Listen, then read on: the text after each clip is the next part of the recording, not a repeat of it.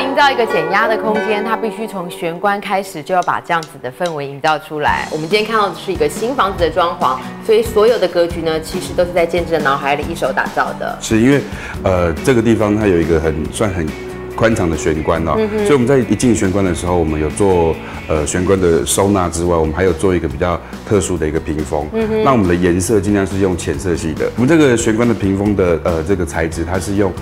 木纹，然后我们就把它喷白的处理，所以你可以看到它其实是白色，但是如果近看，它会有略带那种木纹的感觉。那这种木纹的感觉，我觉得可以让我们比较放松一点。而且它的玄关屏风在采光穿透的部分，你也选2种不同的玻璃去呈现。因为用2种玻璃可以让这个整个效果有变化。那其中有一个是瀑布玻璃，这个瀑布玻璃它可以让这个光线哦，你会觉得更有折射的那种放大的感觉。OK。那左侧的这个鞋柜，我们这次做的比较深一点，是因为其实建商当时预留在门的后面，它的深度是比较够，所以当我们鞋柜比较深一点，如果鞋子稍多，可以放2排来使用。你知道这个空间当中，我还蛮喜欢玄关的天花板，因为它真的不用花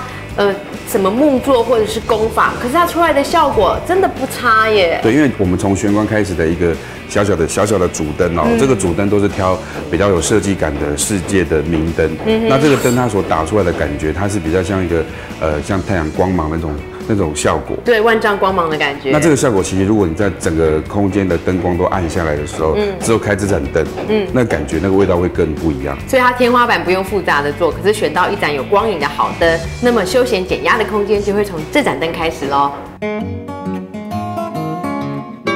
每个家呢，一定有它的一个精神象征的主轴。那这个家的特色呢，我觉得每个人都会对它电视主墙的素雅，可是它的颜色会留下深刻的印象。那在这个地方，我们因为我们设定是比较休闲减压的一个空间，那在客厅的部分，我们就希望让我们的眼睛，就是在看到电视主墙的时候，它不会是那种很杂乱的感觉。没错，没错。所以我们就把屋主想要的那种特殊的那种蓝色，就把它展现在这个客厅的电视主墙。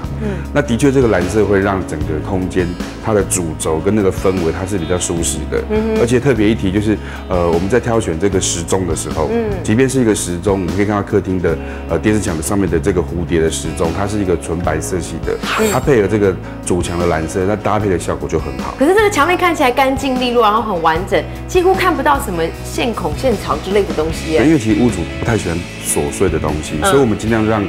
简约风的电视主墙是有主色系。再来就是它的线路其实要收得很干净。那怎么样收这个线路？其实我们都已经把所有的电器的线路都已经买好了，把它做在这个电视主墙的下面。那其实这后面我们有封一个板子，然后把这个线都配好，所以看上去它的颜色是舒服的，然后空间是不会有一些小细节或是杂乱的地方，让你去挑剔这个主墙面，它就是一个完美的墙面。接着我们要来聊聊这个房子屋主的品味，我觉得他的品味真的很好，他知道什么样是简单当中呈现东西的美感。因为其实不管是挑家具、挑地毯，还有连这个沙发的布的颜色、材质，包含